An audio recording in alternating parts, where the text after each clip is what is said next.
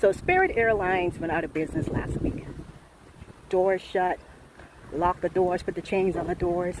Everybody needs to go home. And of course, when you think about the employees in that situation, I'm sure most of them were blindsided because they thought that the government money would come through. But you have to think about lost wages, people who likely lost their benefits, and it's unclear what the situation is related to people's retirement.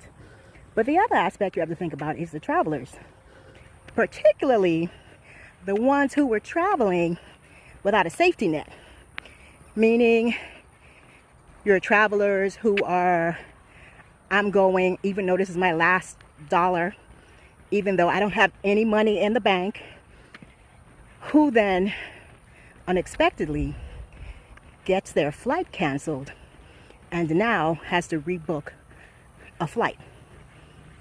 And if you were already traveling on your last, there is no money to go and buy an emergency ticket, right?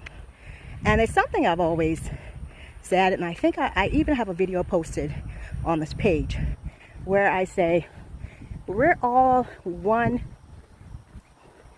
incident away from being in a horrible situation. And traveling without a good safety plan in case something goes wrong on vacation can completely screw a vacation. Typically, this would be you're traveling and you get injured on your trip, right? But you don't have the money to go to the hospital, or if you end up in hospital, you may not have money to change your flight or anything like that. And even if you have insurance, that insurance doesn't send you money immediately, or at least I don't think so. So sometimes you have to pay for the items outright, and then you submit your receipts for reimbursement. And even then, because I know, they will still try to deny your claim, and it can take several months before you actually recoup your money. So traveling without a plan and without a safety net is not a good idea, especially with the way things are going on now. Spirit is just, hopefully it's the last for a while.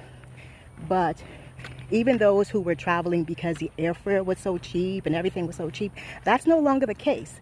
So you have to change your thinking in this, I need a vacay, and you're just going on trips because you're not actually vacationing. You're just going and, let's say, laying by the pool. There's nothing wrong with that.